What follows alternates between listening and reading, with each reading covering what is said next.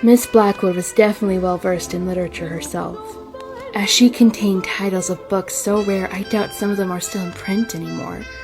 A particular book stood out to me, something from a treasured memory I long forgot about, now brought to my attention again. Greek Mythos, volumes 1 through 3. As if an invisible guide was leading me to find this book. Incredible! A strong flash of a memory came before me, of when my father would read to me the story of the Minotaur as I fell asleep in his arms. I was 6 years old and I forgot about it for some time. I was on the verge of breaking down crying, when suddenly I heard a deep, quiet growl from above. I looked up and I couldn't believe what I was seeing. A Minotaur, hanging from the ceiling. I was horrified at the sight of it. I stood there trying to believe what I was seeing. I hold on to the Greek Mythos book and slowly walked myself to the door, out of the library. But before I could grab the knob, the Minotaur stood in between me and the door. I had no choice but to find safety from the monster, so I hid behind a bookshelf. My dear, whatever are you doing on the floor? And there she was, Miss Blackwood, a woman who could easily mesmerize anyone with her intense stare and posture. I'm sorry. I thought I saw... You thought you saw what exactly? A spider? I'm not sure anymore. You must be Miss Blackwood. Charmed, I'm sure. Oleander tells me you have questions. Yes.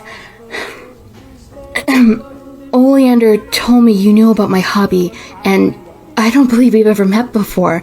Do you know my family, or even my father or mother? Yes. You do? That's great. Then you must know, maybe perhaps where he is?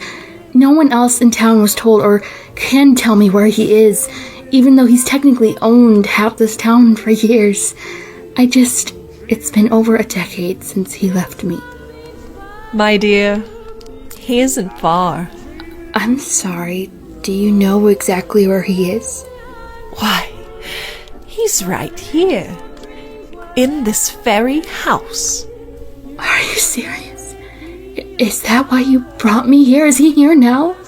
Oh, I'm quite serious. He's in the basement if you'd like to see him. He's taken over the old laboratory. Her vagueness made me instantly distrust her, but hearing that someone had any idea where he could be instead of, I don't know, was something I had to run with. I was truly naive when I was alive. I'm afraid my duties as hostess have me a bit pulled apart at the seams, but I'm sure Oleander will be happy to escort you, if you so wish. When she told me that he was in the basement, I was both relieved and terrified. Did she kill my father? Did he truly not love me anymore and left me for this woman?